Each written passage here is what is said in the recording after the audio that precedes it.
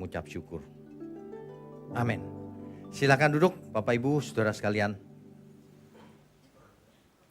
Tema besar kita hari ini adalah progresif atau liberal. Subtemanya kalau tadi pagi adalah jubah baru, kalau yang sekarang tidak ada yang baru. Ya.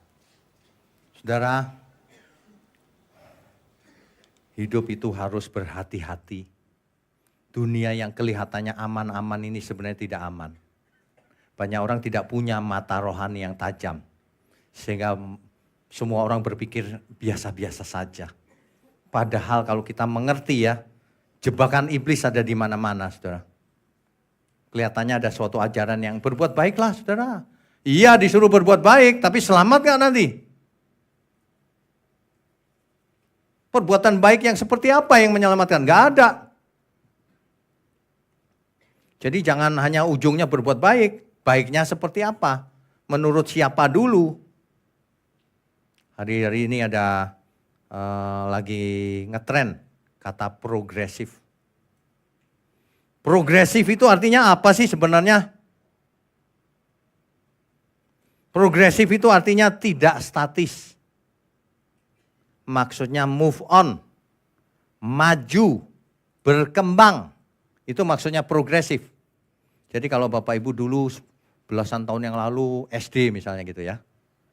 Progresif. Kan sekarang nggak SD kan? SMP, SMA, kuliah, lulus. Progresif itu namanya. Bukan gini, tahun ini SD di Pantai Indah Kapuk. Tahun depan SD yang sama di Kelapa Gading. Kelasnya sama terus tapi. SD-nya aja ganti-ganti. Bukan. Progresif itu maju, makin dewasa, makin matang, makin sempurna. Itu progresif. Firman Tuhan itu progresif. Itulah sebabnya ada yang namanya perjanjian lama, ada perjanjian baru.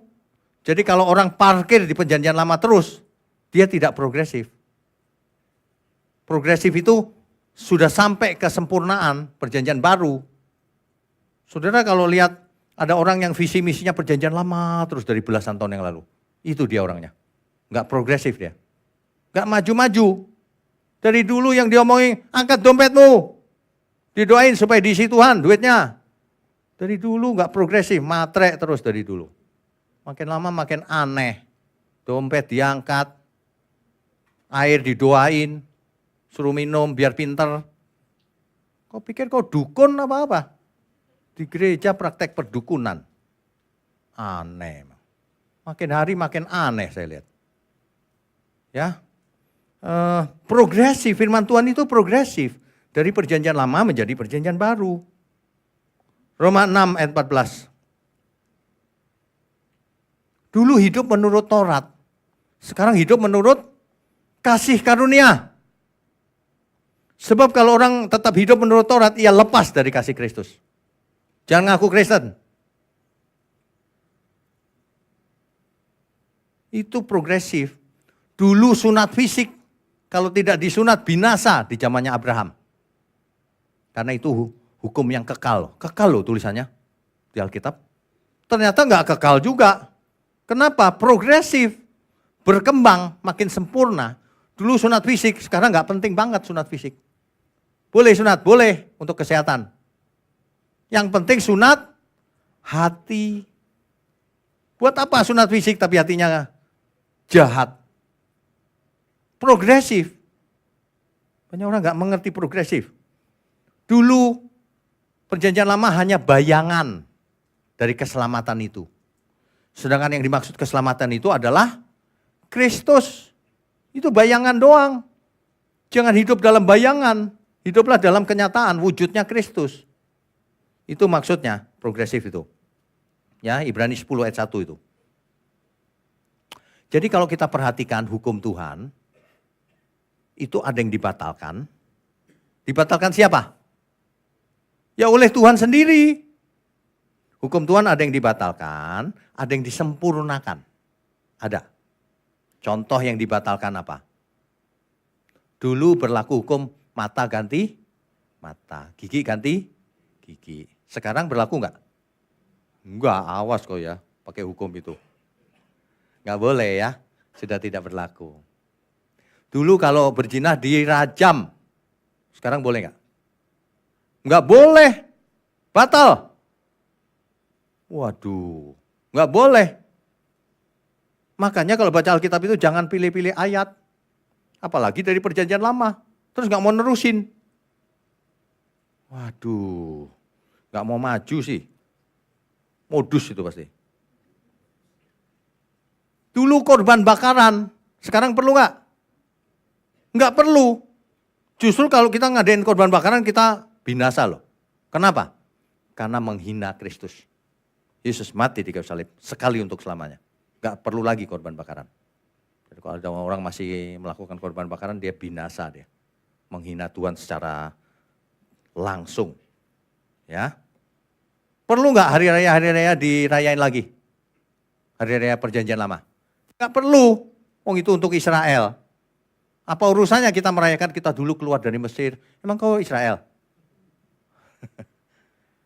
Kita itu harus belajar yang pintar.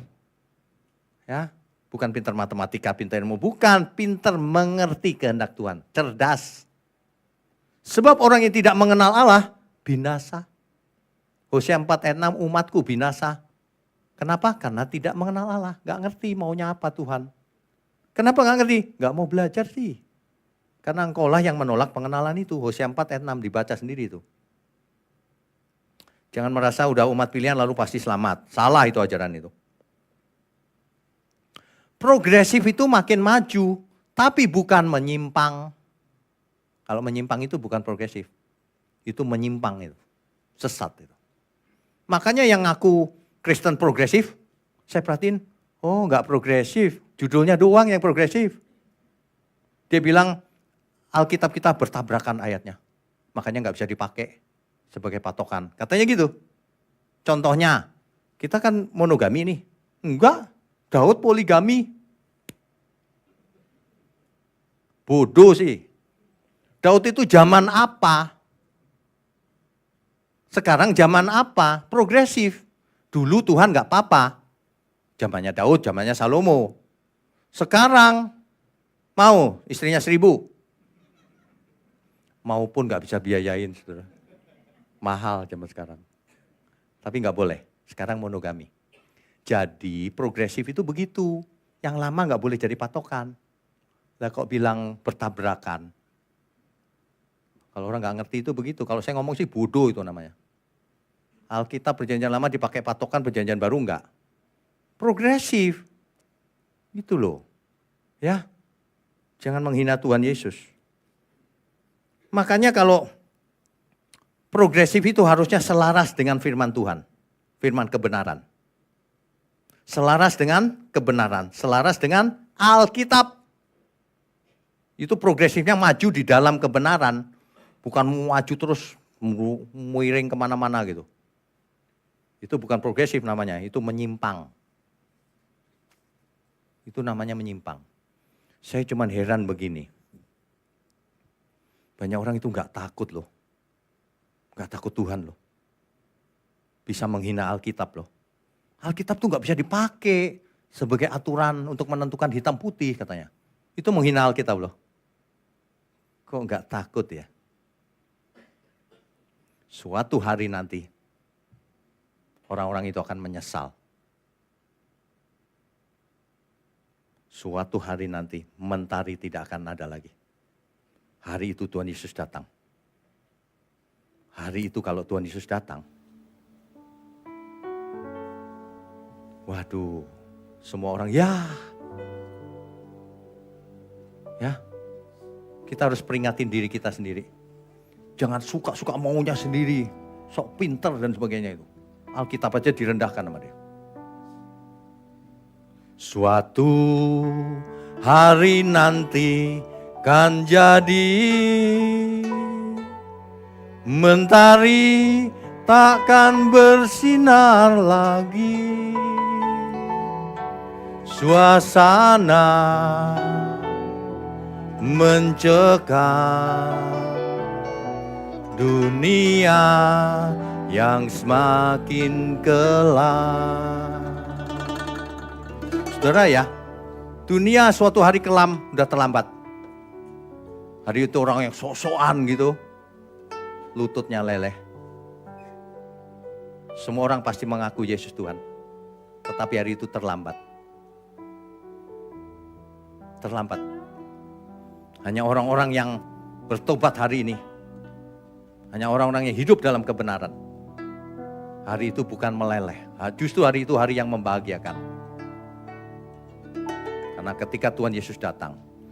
Tuhan Engkau mengingat aku. Waktu alam semesta menderu.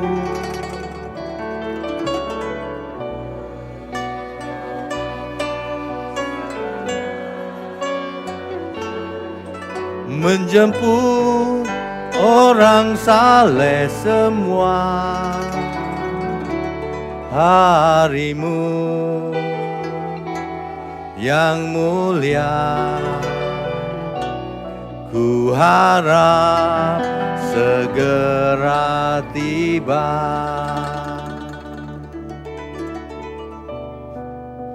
Saudara ya, jangan suka ikutin tren. Di zamannya media sosial gini, ngetren itu viral. Tidak semua yang viral itu benar. Ada viral yang benar, ada viral yang salah. Saudara pernah lihat ya, persepuluhan itu viral luar biasa. Tapi itu benar. Tapi yang viral hari ini, itu menyesatkan itu. Anak-anak muda gampang dibohongin. Kenapa? Karena anak muda tidak mengerti, tidak pengalaman. Yes, gitu. Enggak pengalaman. Makanya kalau enggak pengalaman, belajarlah. Supaya tidak perlu masuk ke lubang yang dialami oleh pendahulu. Belajar. Ke gereja cuma hura-hura buat apa? Ke gereja perdukunan buat apa? Enggak cocok lagi. Bernubuat ini, bernubuat itu, enggak penting banget. Nanti tokomu laris, enggak penting. Laris enggak urusan Tuhan, bukan urusanmu. Saya itu kalau khotbah kayak marah-marah ya. Aduh, saya juga agak sulit mengontrol. Habis gemes lihat dunia ini kok begitu ya Tuhan ya. Ngaku progresif tapi diri sendiri enggak progresif. Alkitab dibilang tabrakan katanya. Satu boleh sunat, satu enggak boleh. Enggak penting katanya. Enggak ngerti itu namanya. Dulu SD diajarin dulu sunat fisik ya. Nanti setelah gede sunat fisik itu enggak penting. Yang penting sunat hati. Itu loh. Dulu hukumnya kalau berzina itu kalau sudah melakukan hubungan seks. Sekarang berzina itu kalau kamu melihat lawan jenismu saja. Lalu kamu birahi, kamu sudah berzina dalam hatimu sama dia. Lebih sempurna hukumnya. Jadi enggak usah bayang-bayangin. Itu pun sudah berdosa. Dosa dalam pikiran itu dosa.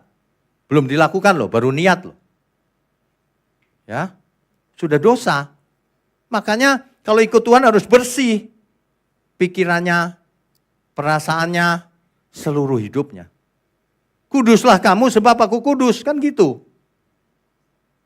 Jangan dirubah-rubah. Ya. Perintah itu untuk dilakukan hari ini, bukan nanti. Lupakan masa lalu, ke depan harus hidup kudus, tak bercacat, tak bercela. Berapapun biayanya, berapapun resikonya, biarin gak disukain orang. Paling dikatain orang gini, kamu sejak kepik kok agak aneh ya. Paling gitu kan. Bilang aja, iya gembalaku aneh juga soalnya. Biarin aja. Kalau untuk orang yang miring itu ya, kita kelihatannya kok miring kamu, padahal dia yang miring.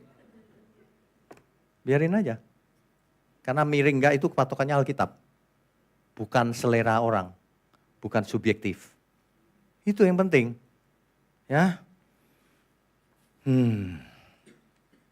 Saya kasih contoh ya. Ketika manusia jatuh dalam dosa, Maka keluar Kejadian 3 ayat 15.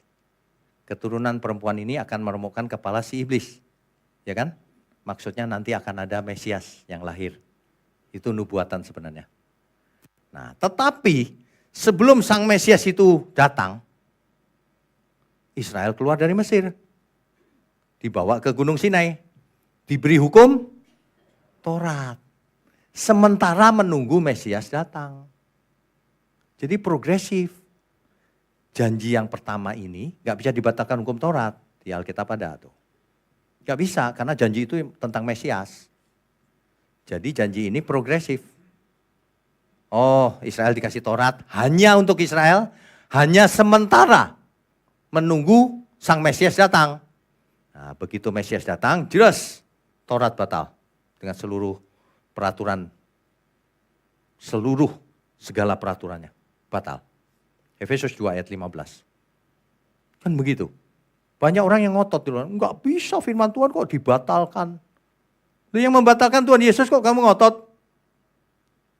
Baca Efesus 2 ayat 15. Efesus 2 ayat 15. Sebab dengan matinya sebagai manusia, ia telah membatalkan hukum Taurat dengan segala perintah dan ketentuannya untuk menciptakan keduanya menjadi satu manusia baru di dalam dirinya dan dengan itu mengadakan damai sejahtera. Dibatalkan enggak Taurat? Ada yang ngomong sama saya gini, Pak itu kalau kita perhatikan ya Pak, supaya keduanya menjadi satu. Loh, keduanya menjadi satu atau enggak, tapi Taurat dibatalkan enggak? Batal. Progresif. Diganti apa? Ingat enggak diganti apa? Tuhan Yesus ditanya oleh orang Farisi ahli Taurat. Guru, hukum apakah yang terutama? Kenapa ahli Taurat dan orang Farisi nanya begitu? Kenapa? Karena hari itu mereka punya Taurat yang sudah dijabarkan menjadi 613 mitzvot. Mitzvot itu ini peraturan agama, syariat. 613, bingung kan, banyak sekali ya. Susah melakukannya. Yang terutama apa guru?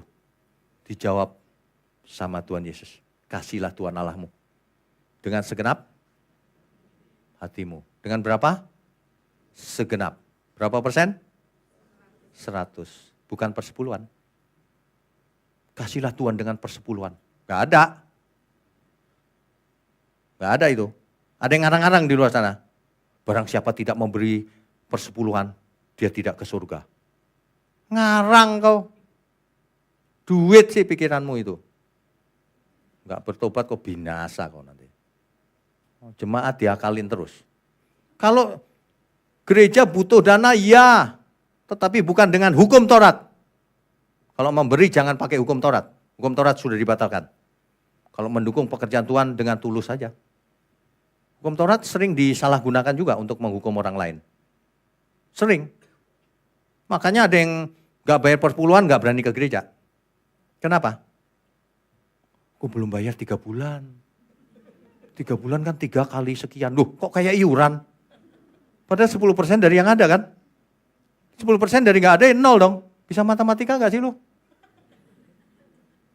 Hari gini ngakalin orang. 10% udah gak berlaku ditekan-tekanin terus. Sering ada orang ngomong gini, ini pendeta ngomongnya persepuluhan terus. Biarin. Habis lu ngomongnya jawab persepuluhan, ayo. Ya, progresif itu gini loh saudara. Dulu dilatih memberi 10%. Dulu dilatih merayakan hari raya. Dulu dilatih untuk mengorbankan korban bakaran. Setelah Tuhan Yesus datang, udah gak berlaku itu. Semuanya itu milik Tuhan. Kasihlah Tuhan Allahmu dengan segenap hatimu, dengan segenap jiwamu, pikiranmu, akal budimu, semuanya. Kan gitu. Dan kasihlah sesamamu seperti engkau mengasihi diri sendiri. Hukum kasih. Jadi Taurat dibatalkan diganti hukum kasih karunia. Kalau orang pikirannya jorok gini, Taurat dibatalkan, yes, boleh membunuh, boleh berzinah, boleh mencuri. Ya, memang kotor pikiranmu itu. Bukannya nanya, jadi gimana dong? Kok nanya? Jawabannya sederhana, kasih karunia. Kalau kamu mengasihi Tuhan, kamu akan melakukan seluruh perintahnya. Jangankan berzina, Mikir aja enggak kalau kamu mengasihi Tuhan. Kan begitu ya. Banyak orang enggak progresif. Mereka itu lumpuh rohaninya. Kaki rohaninya lumpuh. Lumpuh di perjanjian lama. Makanya dari puluhan tahun yang lalu dompetnya terus yang diangkat. Enggak diisi-isi juga sama Tuhan. Mana ada transfer uang dari surga? Enggak ada. Ya. Nah, ayatnya banyak, saudara. Jadi Taurat itu sementara, Galatia 3 ayat 19, ayat 24, hanya untuk Israel. Taurat berakhir, Efesus 2 ayat 15, Roma 10 ayat 4. Kristus datang di Matius 5 ayat 17 itu andalannya orang-orang itu. Perhatikan progresivitasnya. Aku datang bukan untuk meniadakan Taurat, tapi untuk menggenapi, gitu kan? Itu kejadiannya kapan? Kalau di garis waktu. Sebelum Yesus mati kan? Setelah Kristus mati, Taurat dibatalkan. Mana yang berlaku? Garis waktunya dilihat. Gak ngerti progresivitas sih. Ngotot pakai ayat itu terus, gak mau lihat yang satunya. Padahal ayat itu kalau kita baca benar, ternyata bukan meniadakan terjemahnya. Aku datang bukan untuk merusak Taurat. Bukan untuk rusak, Taurat dirusak, salah itu. Bukan gitu. Aku datang bukan untuk menghancurkan Taurat. Tetapi untuk menggenapi. Menggenapi itu maksudnya melakukan Taurat, selesai, udah gak berlaku lagi. Menggenapi itu maksudnya itu. Menggenapi itu mengakhiri, to fulfill, to finish, to complete. Itu maksudnya ya. Jadi Taurat diteguhkan kata Rasul Paulus. Ya, menjadi hukum kasih intinya. Intinya menjadi hukum kasih. Makanya dalam Kolose 2 ayat 16 sampai 17, hukum Taurat adalah bayangan dari Kristus. Cuma bayangan. Orang itu baca Alkitab itu gak sampai akhir. Jadi berhenti sampai situ aja gitu. Tapi berani buat kesimpulan. Orang-orang seperti itulah yang menyesatkan banyak orang itu. Ilmunya belum nyampe, banyak koar-koarnya. Banyak ngomong. Orang jadi salah. Bahaya itu, nabi palsu itu namanya. Ya. Ibrani 7 ayat 18 sampai 19. Taurat tidak membawa kepada kesempurnaan. Yang membawa kepada kesempurnaan Kristus. Tuhan Yesus, gak ada yang lain. Makanya jangan lagi hidup menurut Taurat. Sebab kalau kamu hidup menurut Taurat, kamu lepas dari kasih Kristus. Galatia 5 ayat, coba kita baca. Galatia pasal 5 ayat 4. Bisa ditampilkan gak? Nah itu dia. Kamu lepas dari Kristus jikalau kamu mengharapkan kebenaran oleh hukum Taurat. Kamu hidup di luar kasih karunia. Banyak orang gak merasa membelain Tauratnya Tuhan. Padahal sudah dibatalkan. Berarti dia hidup di luar kasih karunia. Gak berasa kan? Banyak orang ngotot persepuluhan hukum Taurat. Di luar kasih karunia kamu berarti. Kamu ngasih Tuhan hitung-hitungan 10% minta dibalikin 100 kali lagi. Itu ajaran ngaco gak karu-karuan. Ya, hati-hati. Bukan berarti gak boleh persembahan. Persembahan harus.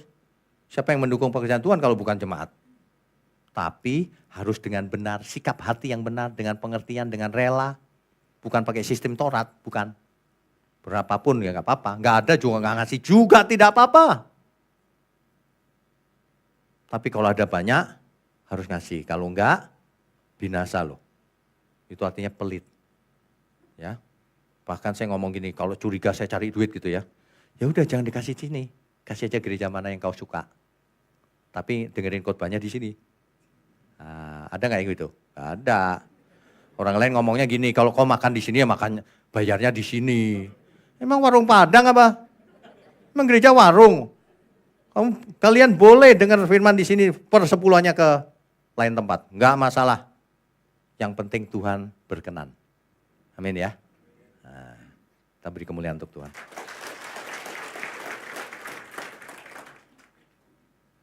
Ada orang yang ngotot sama saya gini. Maliaki 3 ayat 10 itu terus ayatnya. Sampai bosan saya dengarnya. Dia enggak move on dia. Di perjanjian lama terus. Kalau dia move on ya itu ketemu Efesus 2:15. Oh ternyata Yesus mati, semua batal akhirnya gitu loh. Semua jadi batal. Kita hidup menurut kasih karunia.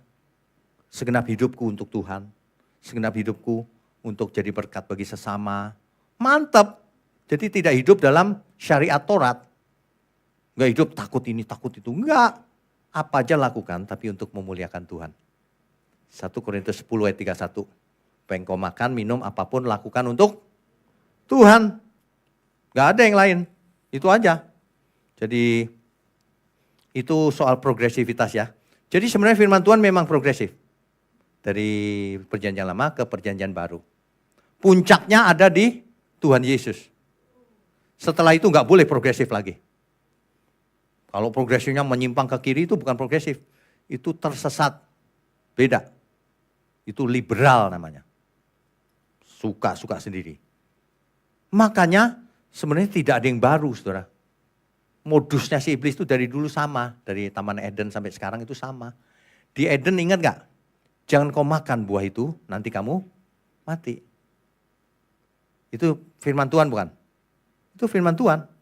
Sementara perkataan iblis, kamu makan aja, kamu gak mati nanti. Jadi modusnya iblis itu selalu mengubah firman Tuhan.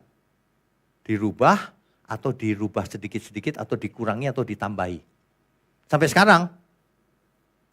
Makanya ciri kebenaran semua harus ikut seminar 7 natur kebenaran. Nanti mulai tanggal 20 jam 9 pagi di sini. Online juga sih. Jadi kalau yang nggak bisa ikut, bisa ikutin online. Seri panjang. Setelah ikut itu, udah nggak bisa ditipu lagi. Karena bisa dites. Kepalsuan itu bisa dites. Kebenaran juga bisa dites. Yang mana yang lulus uji kebenaran?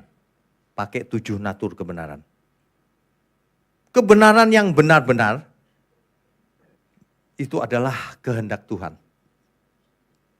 Kehendak Tuhan dituangkan dalam Alkitab.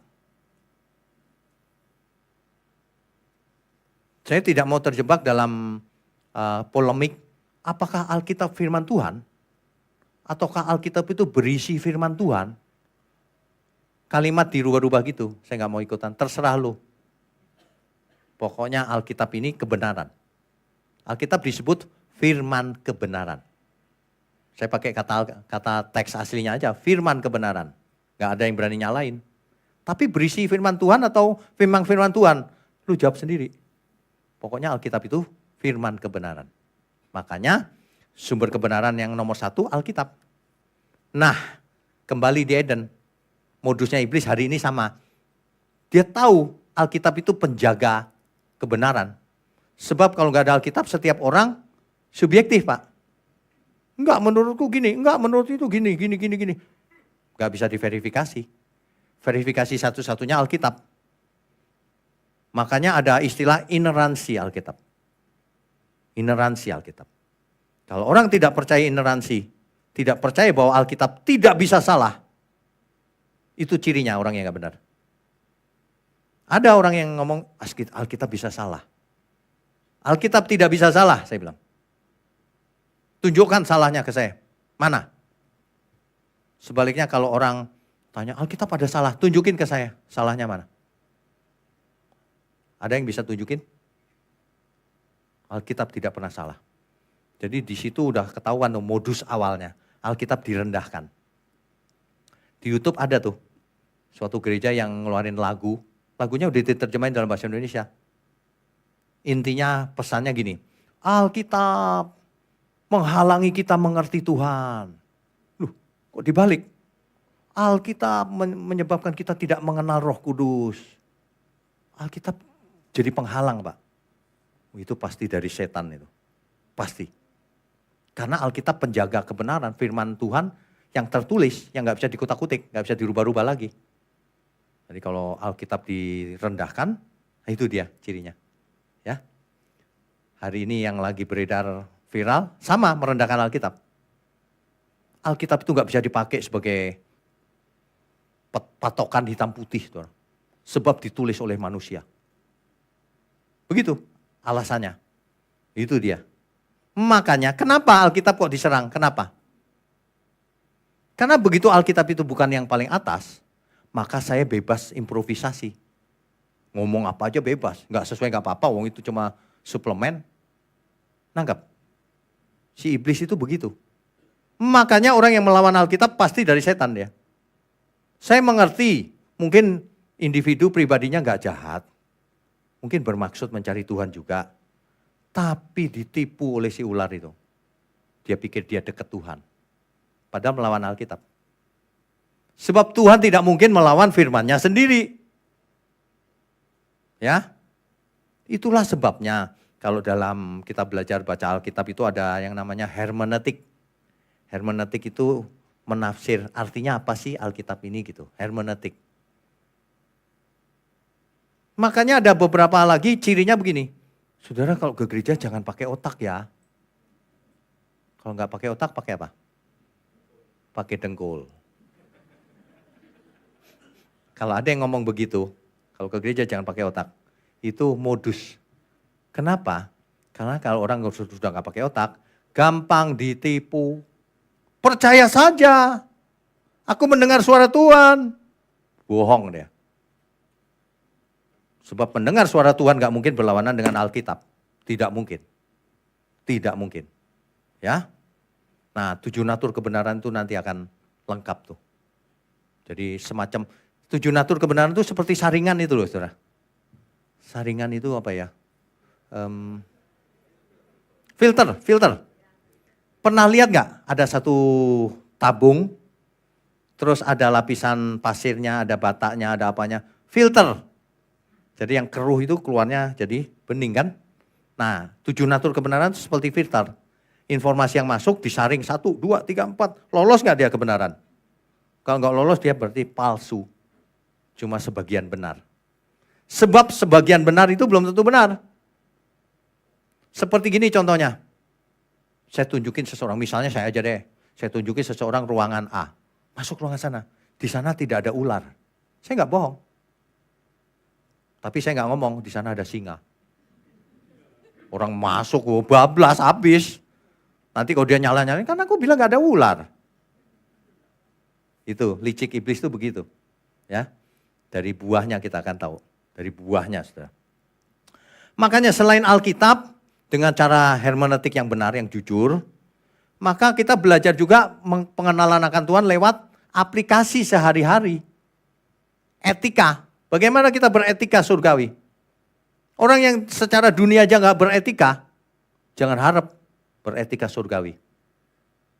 Kalau baik aja enggak, bagaimana mau sempurna?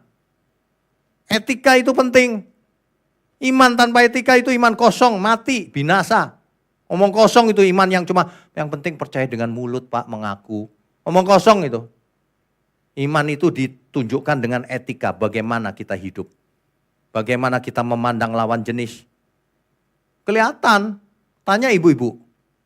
Ibu-ibu pasti tahu mata mana yang jelalatan. Pasti tahu. Iya, kok cowok nggak biasa tahu kali ya. Karena yang jelalatan cowok. Tapi kalau ibu-ibu pasti tahu sih, ini matanya jelalatan orang itu. Gitu. Jadi kalau lihat orang di-scan di atas bawah. Aduh ya. Nah, melalui etika sehari-hari. Ketika kita buat salah, kita belajar. Untuk tidak mengulangi kesalahan. Etika. Bagaimana kita ketemu orang yang menyakiti kita. Etikanya bagaimana kita balas dendam atau bagaimana. Etika apa yang kita kenakan dalam hidup kita. Etikanya Kristus atau bukan. Firman Tuhan berkata, dalam hidupmu bersama kenakanlah pikiran dan perasaan Kristus. Itu etika. Dalam hidup kita bersama, marilah kita mengenakan etikanya Tuhan Yesus. Bukan hanya etika dunia, etikanya Tuhan Yesus, saudara. Kalau kita baca Alkitab lengkap, barulah kita mengerti gambar besarnya. Gambar besar daripada kebenaran. Masalahnya banyak orang hanya tahu sepotong-sepotong, gak lihat gambar besarnya. Kalau sudah lihat gambar besarnya, oh gitu ya Tuhan. Itu, gak bisa salah lagi. Ya, nah pengenalan sehari-hari lewat etika kita, bagaimana kita hidup. Tentu saja pergaulan dengan Tuhan penting.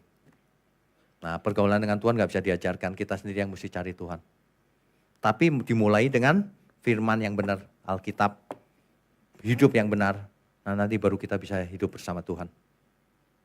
Mendengar suara Tuhan dan sebagainya itu.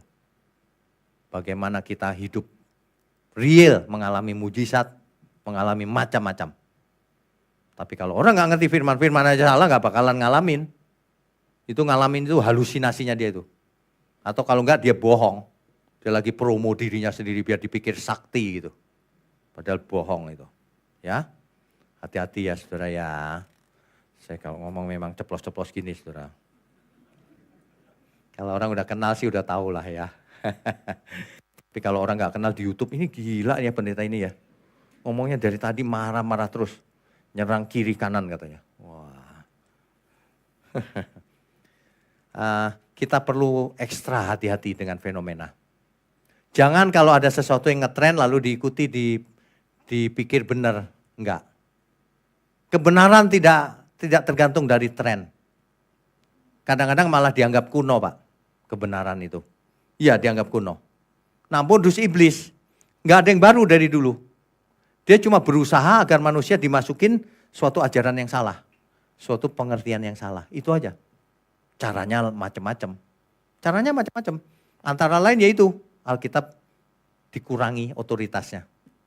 Alkitab gak bisa dipakai.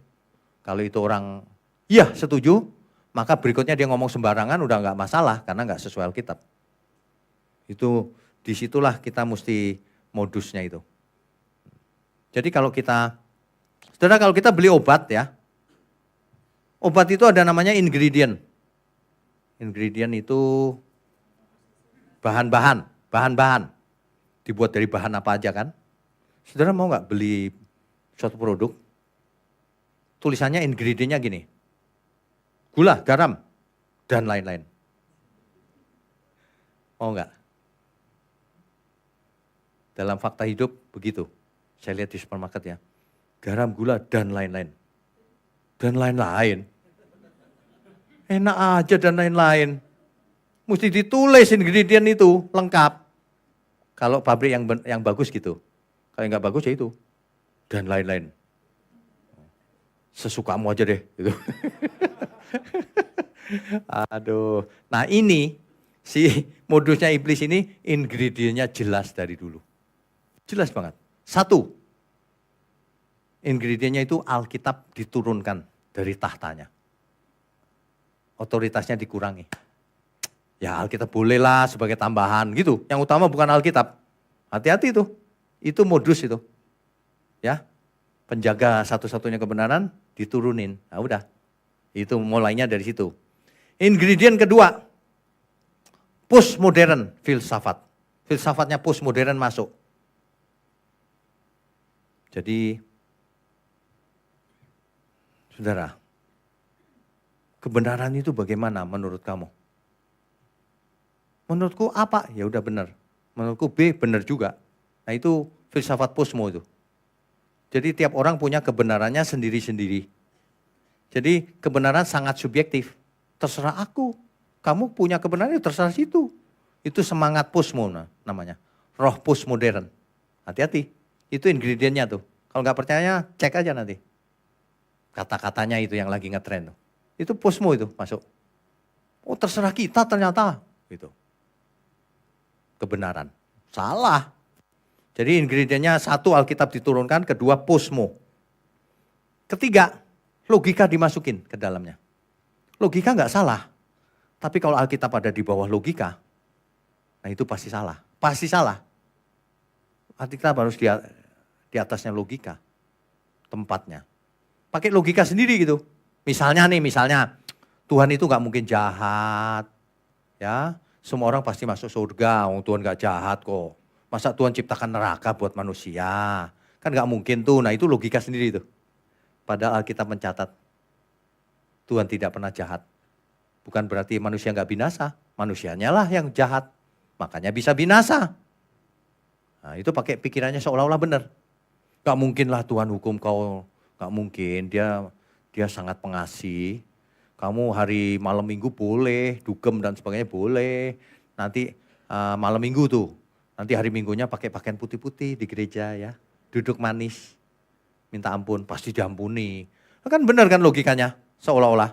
Tapi itu mencelakakan itu. Hati-hati loh saudara.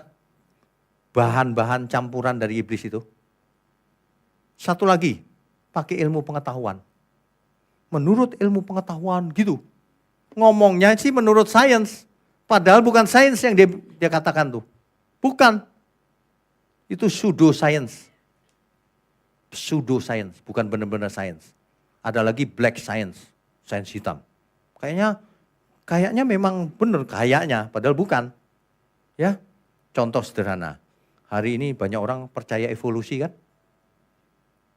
Padahal itu salah loh. Evolusi itu nggak ada buktinya. Sampai hari ini. Tapi diajarkan di sekolah-sekolah. Bahkan sekolah Kristen ngajarin itu. Evolusi itu nggak ada buktinya. Fosil ada Pak? Ada. Tapi nggak membuktikan evolusi. Fosil itu ditemukan dalam bentuknya yang sudah jadi. Bukan, oh dia mirip monyet, lama-lama jadi monyet. Enggak ada. Fosil ditemukan monyet ya monyet, ikan ya ikan, kerang ya kerang. Enggak ada evolusi ternyata. Itu bohong semua itu. Ya. Suatu hari saya ajak anak istri saya ke Malang. Di situ ada itu ya, wahana permainan kan, yang ada taman dinosaurus. Kita naik kereta, enak juga sih naik kereta, diceritain gitu. Diceritain ada dinosaurus, wah gitu. Terus ada suaranya, ini berasal dari 5 juta tahun yang lalu. Terus saya bisikin anak saya, bohong. Yang ini berapa miliar yang lalu, lebih bohong lagi, saya bilang. Jangan percaya saudara, tanya ilmuwan kalau nggak percaya. Nggak ada, itu nyoba baca buku, karena buktinya memang nggak ada. Sampai hari ini the missing link nggak pernah ketemu. Memang nggak ada, bukan nggak ketemu. Ya, lagi pula ilmuwan tuh banyak yang curang.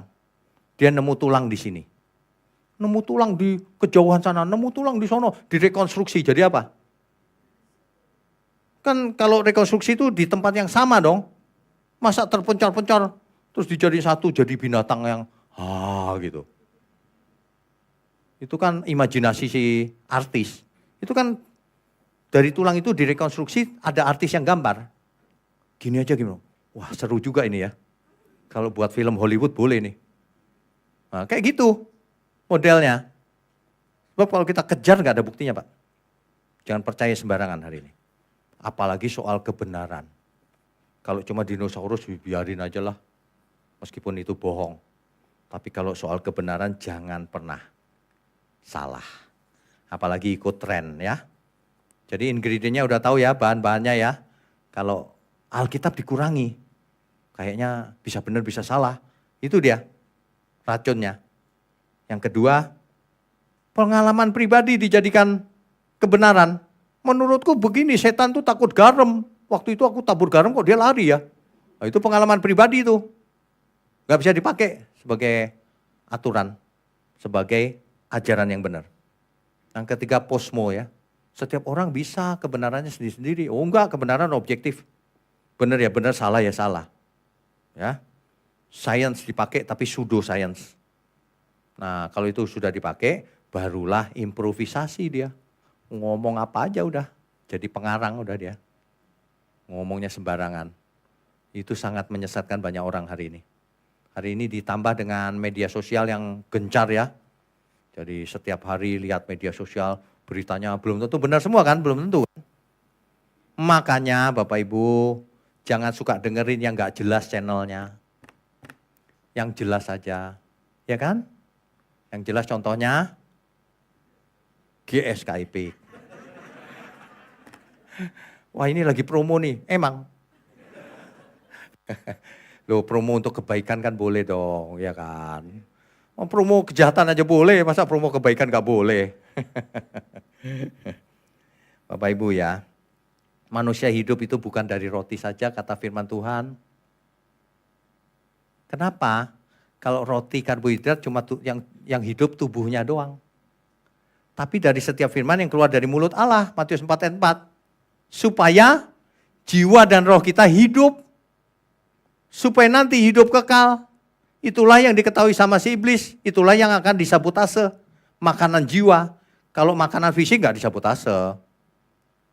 Bapak Ibu mau makan gado-gado, mau makan rujak, mau apa gak disabotase sama iblis. Cuman urusannya cuma tubuh. Paling kalau salah makan apa?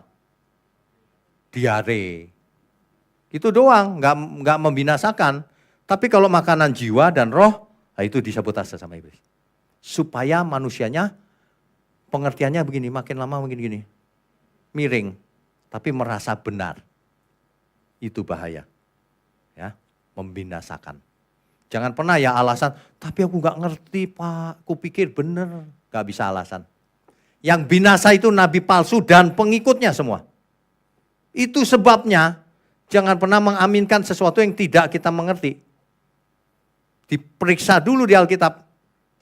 Makanya zaman sekarang gampang. Banding-banding tuh di YouTube aja channel ini. Bandingin aja. Saudara kalau merasa ini salah, jangan datang lagi. Ngapain buang waktu? Gitu loh maksud saya itu. Iya kan? Nggak promo loh ya. Jangan datang lagi malah ngusir tuh. Intinya kita semua jangan ada yang binasa. Kita semua hidup cuma satu kali, yang selamat, yang sukses, yang jadi berkat, yang punya keturunan yang takut akan Tuhan, cerdas, sehat, anak-anak. Kan begitu maunya. Ya kan? Jangan ikut ribut-ribut yang gak jelas itu. Makanya strategi iblis itu, satu, menebar hoax. Hoax itu banyak banget loh hari ini. Sehingga manusia bingung, yang mana ya yang benar ya. Semuanya mirip-mirip nih. Semua kecap nomor 1. Yang nomor 1 beneran yang mana ini? Gitu. Ya, itu menebar hoax. Mengubah firman Tuhan, merendahkan Alkitab. Rasul Paulus menulis di 2 Korintus 11 ayat 3. Aku takut kalau pikiranmu disesatkan. Sama seperti Hawa ditipu oleh si iblis itu. Si ular itu. Bisa ditipu saudara. Hati-hati ya. Jadi modusnya itu jelas sebenarnya. Makanya balik lagi, iman kita itu harus progresif. Saya udah 20 tahun Pak Kristen. Lah kok masih ngangkat-ngangkat dompet? 20 tahun yang lalu ngangkat dompet kan? Lah kok sekarang masih angkat dompet? Kok gak penuh-penuh juga dompetnya? Gak progresif sih. Lumpuh rohaninya. Ketinggalan di perjanjian lama. Padahal Kristus sudah datang, harusnya kita move on. Progresif ke Kristus. Kan begitu harusnya ya. Amin. Harusnya begitu. Kita harus progresif, tapi tidak boleh menyimpang. Menyimpang itu bukan progresif. Salah itu, istilah dipakai sembarangan itu. Alkitab dibilang tabrakan. Gara-garanya hanya begini. Kan kita monogami konsepnya yang diajarkan sekarang. Tapi Daud buktinya poligami. Kamu kok gak cerdas ya? Daud itu zaman apa? Sekarang sudah zamannya kasih karunia Kristus. Berarti hukum yang paling baru, yang paling update, yang paling berlaku, yang terakhir. Bukan yang dulu. Kan begitu mikir. Makanya mulai sekarang Bapak Ibu pasti lebih cerdas sudah. Kalau ada orang nyodorin ayat perjanjian lama gitu ya. Tar dulu maksudnya apa nih? Ada modusnya enggak nih? Karena perjanjian lama gampang dibuat modus. Berkatnya berkat fisik soalnya. Materi. Perjanjian baru justru lepaskan segala milikmu. Waduh, berat kan? Pikul salib. Yang begitu itu enggak pernah dibahas. Orang maunya yang enak-enak.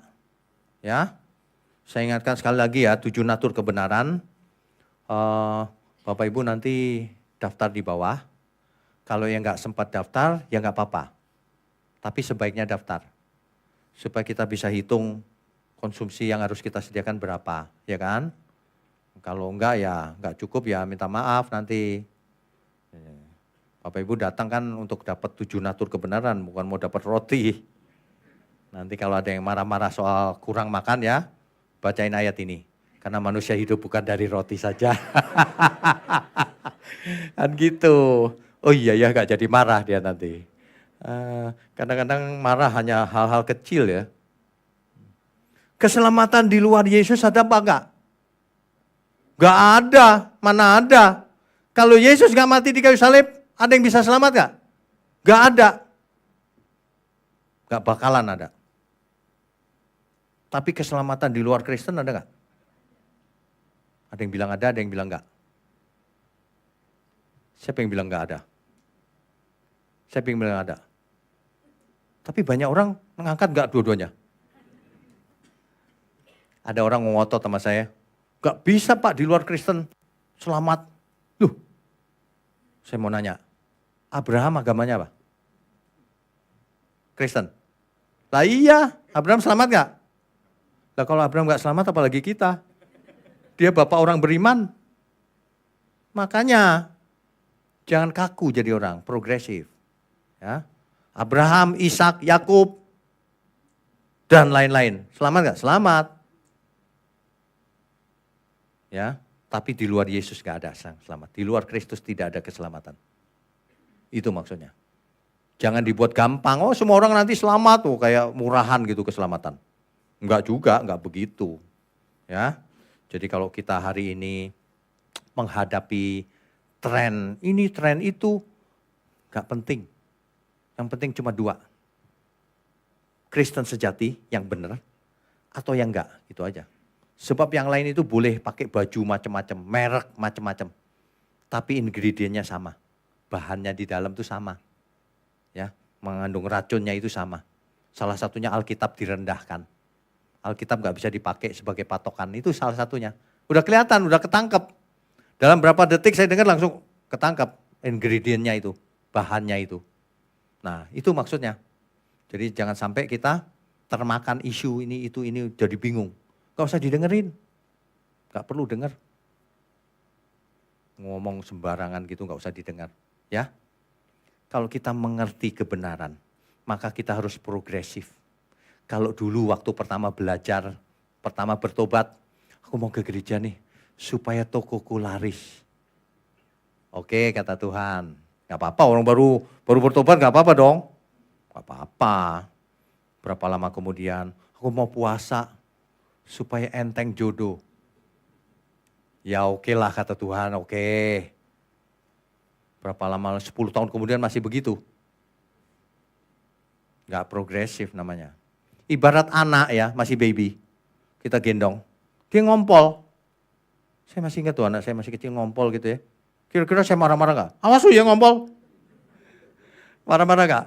Ya enggak, malah lucu. Enak ya anget ya.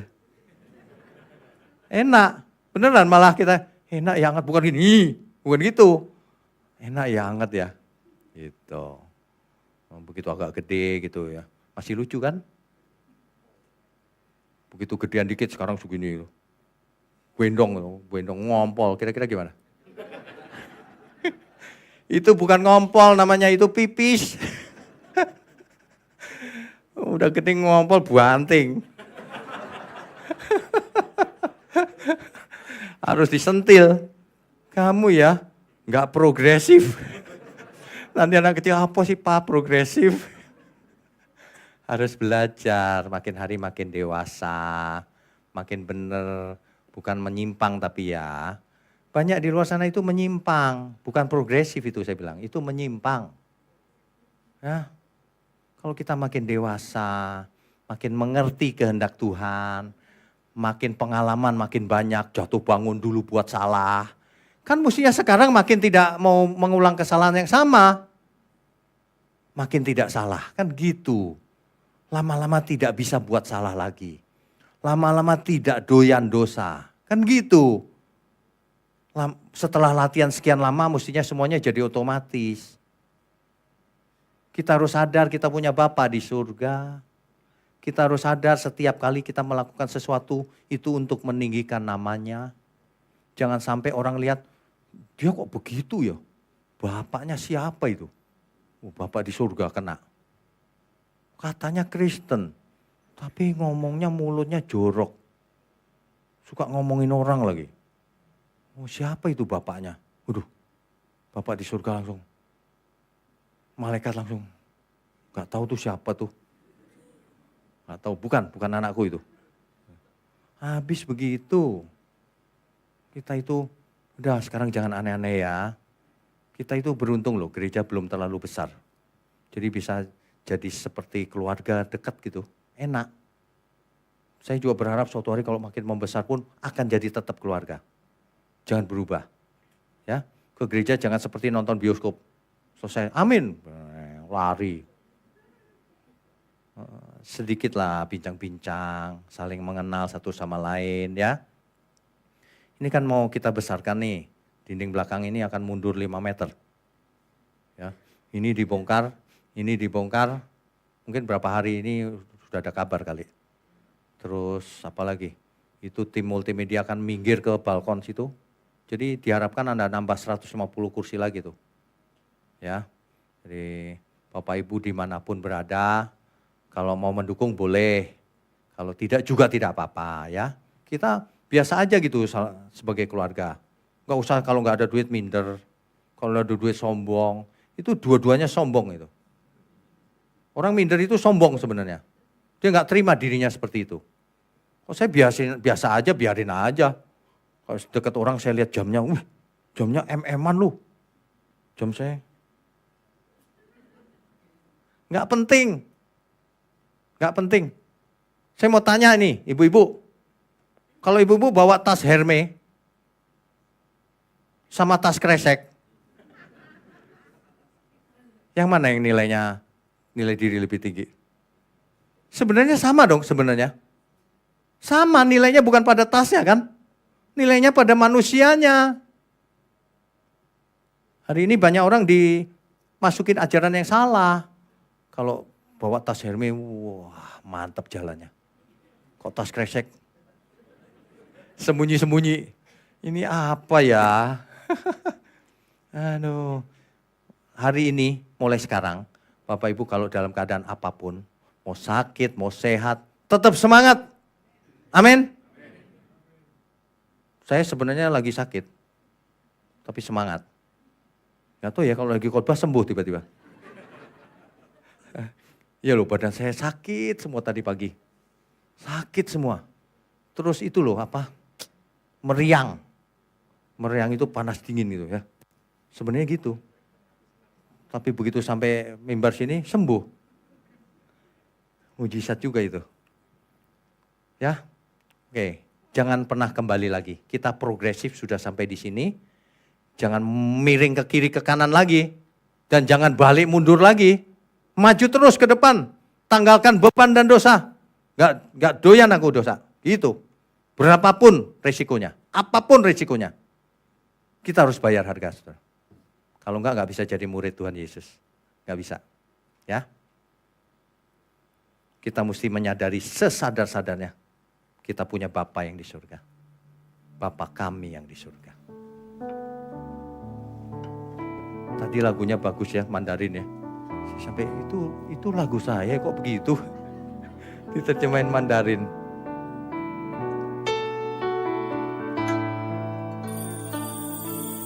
Bapa kami di surga, dimuliakan namamu. Datanglah kerajaanmu di bumi. Bapa kami di surga, dimuliakan namamu. Jadilah kehendakmu di bumi seperti di surga. Bapa kami yang di surga.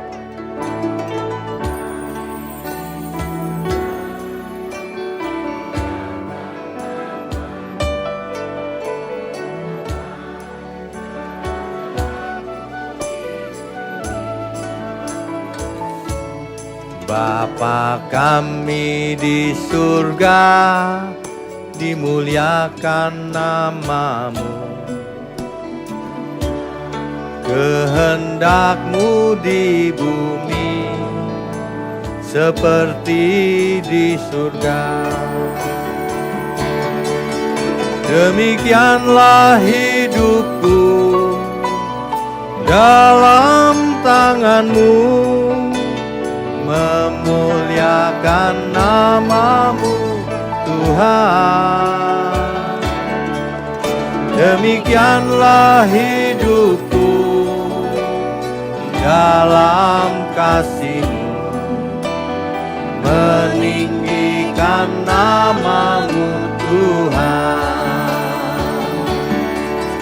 Dalam setiap nafasku, detak jantungku memuliakan nama-Mu Tuhan. Dalam setiap waktuku, segenap hidupku, meninggikan nama-Mu Tuhan. Saudara, kita harus sudah otomatis segenap hidup kita setiap waktu meninggikan namanya. Ibaratnya setiap detak jantung kita meninggikan namanya. Sudah jangan ada pikiran lain. Pikiran menyimpang ke kiri, pengen ini, pengen itu. Gak usah, saudara. Saya gak pernah ngelamun, saudara. Cuma seringkali kelihatan ngelamun. Istri saya yang suka negor tuh. Kamu ngelamun apa sih gitu? Bukan ngelamun. Sebenarnya saya sedang tanya Tuhan, Tuhan itu sebenarnya gimana ya? Kayak ngelamun gitu. Gak pernah saya ngelamun. Apalagi ngelamun cewek. Gak ada. Kerjaan begitu banyak, gak sempet. Amin ya. Saya undang semua untuk bangkit berdiri. Bapa kami yang di surga. Bapa kami di surga, dimuliakan nama-Mu. Datanglah kerajaan-Mu di bumi. Bapa kami di surga, dimuliakan nama-Mu. Jadilah kehendak-Mu di bumi, seperti di surga. Demikianlah hidupku dalam tangan-Mu, memuliakan nama-Mu Tuhan. Demikianlah hidupku dalam kasih-Mu, meninggikan nama-Mu Tuhan. Dalam setiap nafasku, detak jantungku, memuliakan nama-Mu Tuhan. Dalam setiap waktuku, segenap hidupku, meninggikan nama-Mu Tuhan. Meninggikan nama-Mu, meninggikan nama-Mu Tuhan. Meninggikan nama-Mu Tuhan. Meninggikan nama-Mu Tuhan.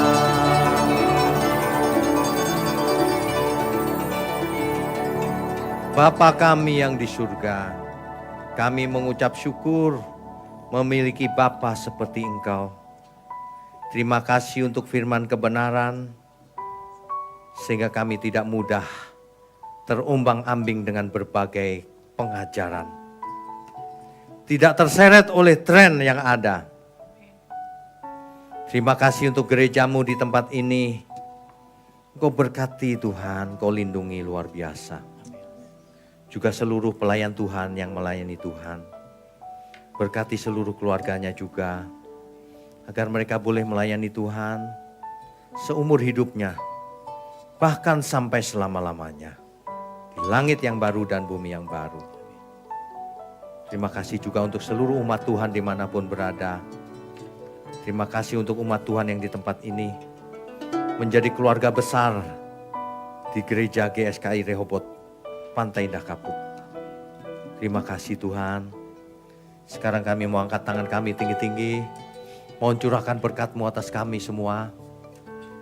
Kami sambut segala berkat, baik berkat jasmani maupun berkat rohani.